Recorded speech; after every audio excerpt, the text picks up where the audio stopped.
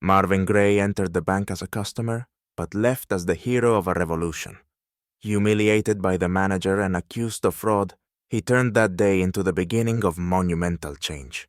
What he did next will astonish even those who... James Rogers was not just an elderly black man. For many people in his hometown, he was a symbol of change, hope, and struggle. He was the founder of one of the most respected banks in the county, an institution he opened many years ago to provide financial assistance to black entrepreneurs and their communities, those who were deprived of access to resources and opportunities. This bank was more than just a business. It was his legacy. For decades, he worked to ensure the equality that generations had dreamed of. Today, he stood in the lobby of his own bank, holding a check for a large sum, money designated for the further development of his programs and support of local businesses. The deposit was meant to fund educational and cultural projects, including the development of new entrepreneurial initiatives that could help people in his neighborhood. He was proud of his achievements, knowing this sum would go toward a good cause. He approached the counter where a young white clerk named Laura was sitting. She was polite, but her gaze was cold and guarded. As she took the check, her expression shifted, first glancing at the amount, then at the details on the check, and her face darkened. Rogers couldn't understand what had triggered her reaction. She muttered something to herself, then decided to conduct a thorough check. "Mr. Rogers, excuse me, but this deposit seems a little suspicious. Can you explain where these funds are from?" Her voice was tense, filled with clear unease. "What?" Rogers froze. His words were filled with confusion. "I'm the founder of this bank, and this money is for supporting businesses in our community. What's suspicious about it?" But Laura paid no attention to his words, continuing her check without explaining the cause of her concern. Rogers felt a cold wave of discomfort wash over him.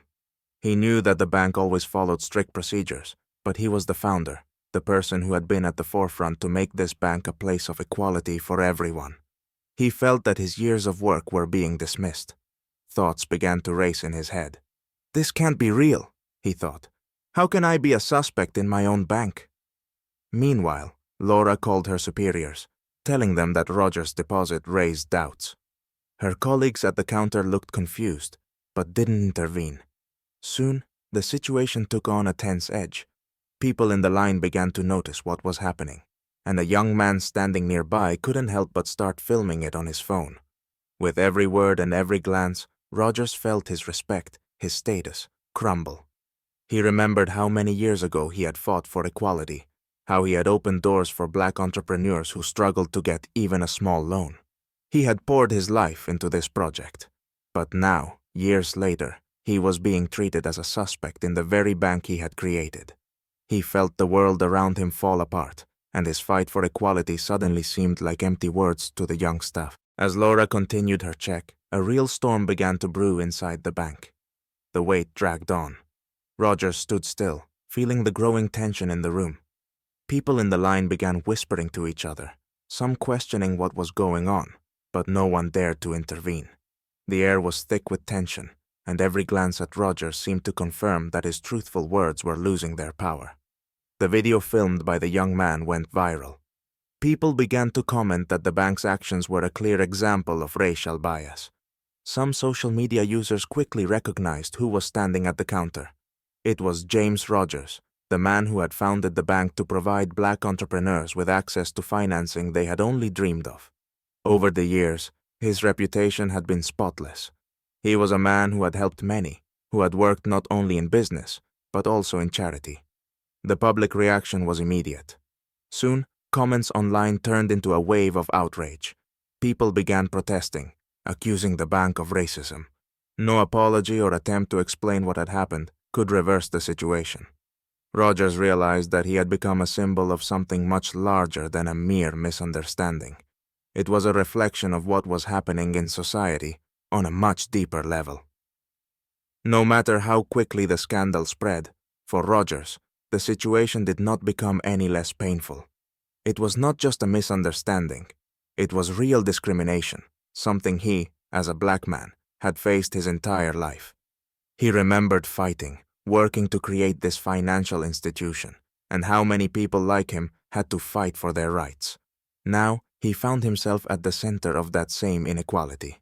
Laura continued to act as if everything was fine, but the tension was palpable. Rogers understood that she lacked the knowledge, or rather, the understanding that for him, as a black man, the bank system should be working to protect him, not question his motives. When the public learned what had happened at the bank, the situation quickly escalated beyond the local level. People began speaking out on social media. Activists and human rights defenders raised the case, calling for action. Within hours, Rogers' story spread throughout the city and then the country. The video from the bank was widely shared, and people's comments grew increasingly sharp. Protesters began gathering outside the bank, demanding immediate apologies and an official investigation. They said they would not allow this to happen to a man who had been part of the fight for equality and financial freedom. Local leaders, senators, and activists expressed their support for Rogers and condemned the bank's actions. The city mayor and other political figures publicly voiced their outrage. Local media picked up the scandal, and soon Rogers became the main news topic. The media began to ask how it was possible that someone who had founded the institution was now being questioned simply because of his race. At this point, changes started happening within the bank. The executives realized the situation had escalated to a point that couldn't be ignored. The bank's management sent several representatives to the branch to address the issue. Before taking any action, they began gathering information to calm the growing public outrage. A few hours later, a senior manager arrived at the branch. This was someone with whom Rogers had worked many years ago. When he saw who stood before him, he immediately apologized. "Mr. Rogers, I apologize. We will investigate what happened and do everything possible to ensure that incidents like this never happen again," he said, genuinely regretful, though his words conveyed a desperate attempt to quell the rising public storm. However, for Rogers, this was not enough. He knew that the bank, just like society as a whole, needed a deep transformation. But he also understood that this moment could become a turning point for everyone who, like him, had fought against the system their entire lives. In this moment, he felt that he was not alone. Everything that had happened was much more important than personal grievances. It was a challenge to the system. The next day, under public pressure, the bank's leadership was forced to publicly apologize to Rogers. But apologies could not restore what had been lost. For Rogers, this was not enough. He knew that, just like everyone on the front lines of the fight for equality, he needed something more than just words. Activists and human rights defenders continued to support him. Soon, thanks to widespread protests and public support, local authorities decided to launch an investigation and conduct an internal review of the bank for racial bias in its operations. This became a symbol that nothing could be hidden, and that problems needed to be addressed at all levels. A few weeks later, James Rogers was invited for a public discussion with the bank's management. It was not just a meeting. It was a conversation about the future, about how the bank should operate for everyone, regardless of their racial or social background. But for Rogers, this was a personal achievement.